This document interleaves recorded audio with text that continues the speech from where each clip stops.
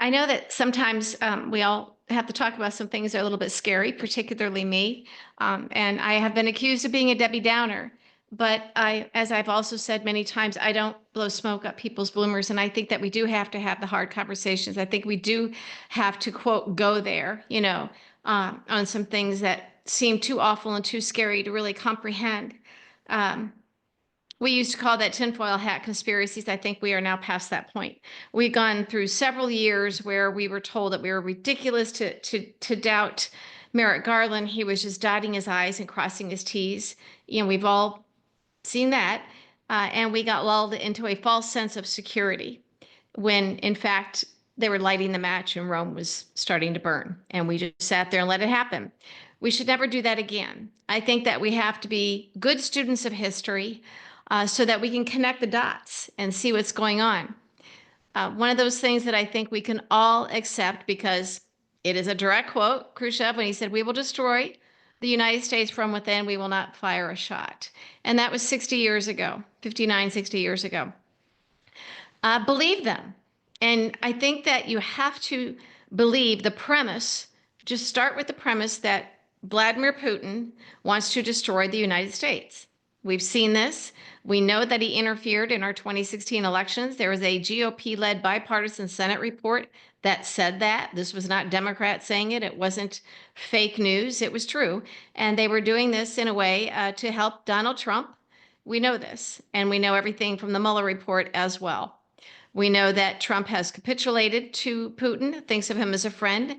And now they've got a lot of MAGA propaganda that is Russian propaganda, where they accept him and like him and want him to be our ally. It's insane. And the idiot MAGA people actually think that it's perfectly okay for Trump to just hand Ukraine over to Putin. These are the idiots. These are the red hat wearing, toothless, low information, very, very dangerous MAGA voters because they're the ones that put us in this position. They were so easily manipulated. So you really have to look at, just again, first assume and understand and accept without question that Putin wants to destroy the United States. People with brains understand this. It's been accepted in foreign affairs and policy rooms, for decades, forever. We know this. So I don't think that is even a point that we should be arguing. So why does Putin want Ukraine? Well, there's a lot of reasons. I'm going to be reading this. Ukraine is the breadbasket of the world. This is what I tweeted, producing enough food to feed 400 million people. Trump will hand Ukraine to Putin. He'll do that on day one. That's what he's trying to do. And then you also look at Trump's trade war with Mexico and Canada, where we get a lot of our food. We get a good portion, almost half, I think, of our fruits from Mexico. And so that's going to hurt us. Hold on, there's more on this. And then we also have him saying we're going to deport the migrants. So these are migrant workers, migrant farm workers. As I've talked about in recent days, we've seen California farmers in particular who supported Trump now very upset and panicked, and they want an exemption from the mass deportation of their workers. So California would be considered America's breadbasket. So look at what we're doing here. We're giving Ukraine, the breadbasket of the world, to Putin. We are destroying our own United States breadbasket by deporting the workers without a plan. We're not going to ease into this just right away. Trump is doing this because he's riled up the idiot maggots who think that these migrant workers are a threat to them. Okay, so that's pure racism and fear, and there's no workable plan to do this other than violence and cruelty and drama. Which also is going to devastate our own ability to produce our own food here at home. And then when you cut off and hurt our trade with our neighbors to the north and the south, that further causes us food issues. So where does that leave us? It leaves us, and this is the frightening part, it leaves us in a situation where Trump could say, you know what? Our good pal, Vladimir Putin, is going to help us now. Now we're going to be dependent on Ukraine, controlled by Russia, controlled by Putin. We will become dependent on them for a good part of our food. And I want you to really think about how freaking frightening that is, folks, that we will have to depend on Putin, on Russia, for so much of our food. So, yes, I do think this is a plan. I think it's a long-term plan. I think Trump is going along with it because there's compromise. He's corrupt. He's been a Russian asset since, the 80s when they've been trying to get him. But also, they're obviously working this out for personal wealth.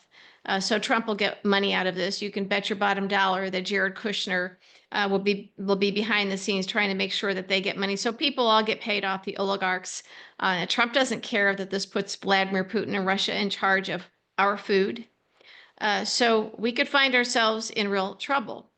So then we have a couple foreign policy experts. When I put this on, I think on Blue Sky, they weighed in and they said, yes, this is very well what could happen. And then when you think about it, folks, if you are Vladimir Putin and you are doing what Khrushchev said, that this is what they are going to do, that they will destroy the United States from within, just accept the premise, and then everything else makes perfect sense. Everything makes perfect sense. Right down to this idiot Elon Musk now being Trump's handler. You have to think, who is he and why is he doing this? Well, and he's in touch with Vladimir Putin all the time. And he's now issuing threats and threatening to arrest people.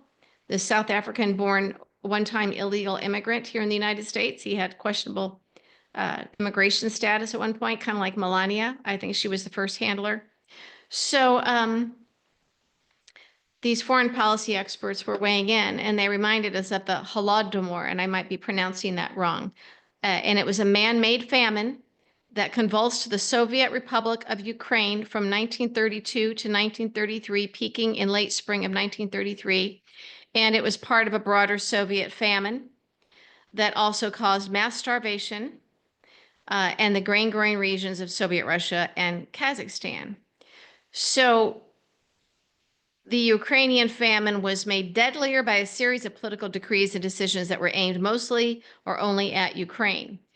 So this is what it means. The word Holodomor, a term derived by the Ukrainian words for hunger and extermination.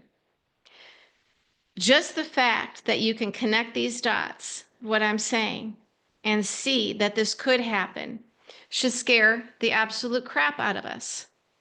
And we should not just wait and see if it happens. I don't know I don't have the answer of what we can do, to be honest, in terms of resisting this. But if we keep thinking that, well, we're going to wait to resist something really egregious down the road, when you look at each of these individual policy positions by Trump and Putin, and you put them all together, what I just described to you can happen, and I think will happen if we don't find a way to stop it. We are this big, stupid, sitting giant, the United States is, because this stuff has never happened to us before. So we assume that it can't. Just like we've sat here for the past several years thinking that our justice system was going to work and they were going to get Donald Trump, that this just could not happen in America. Well, it did. It did. People in Germany in the 1930s didn't think that the Holocaust would happen. It did. Although some of them knew and looked the other way and thought, well, that's the law now. Remember those gates into some of the concentration camps. They were not big doors that hid what was going on inside. They were open gates where people could walk by and they knew what was happening and they smelled the burning flesh. They knew. So yeah, I think that this is, if I can figure this out and connect the dots, and other people who know more about this than I do read what I put, they're like, yeah, this does make sense. This is probably what's happening. It's happened before. There's a precedent for this. It's not even that complicated. I think we should assume that this is the plan.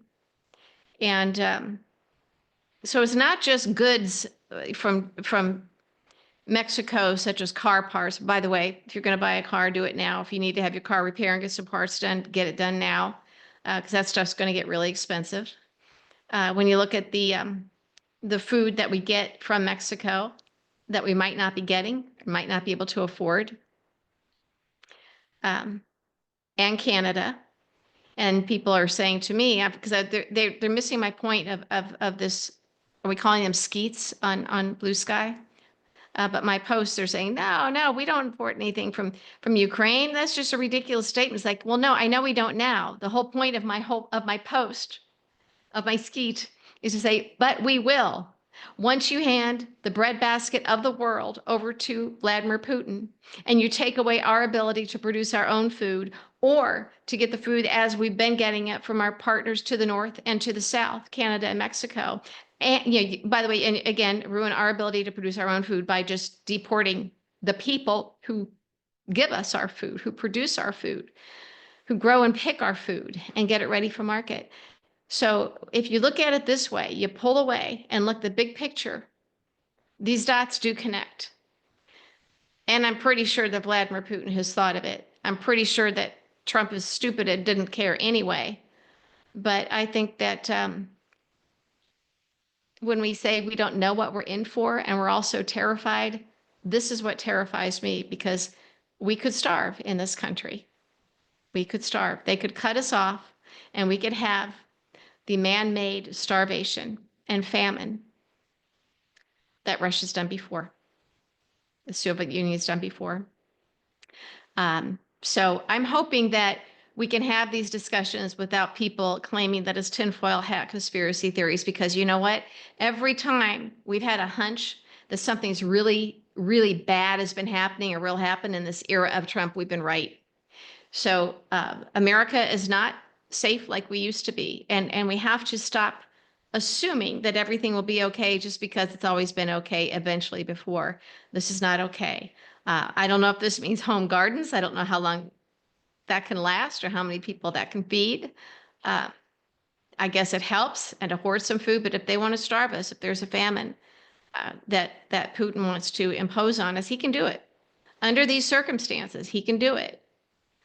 And I don't know how you prepare for that, but I'm just putting it out there so that people who do know how to prepare for it or do have some answers can maybe get to work on this. But the first thing you have to do is two things: accept just right off the bat that that Putin wants to destroy America. And we know that Russia's wanted to do this and the Soviet Union has wanted to do this for decades. So just accept that as your premise.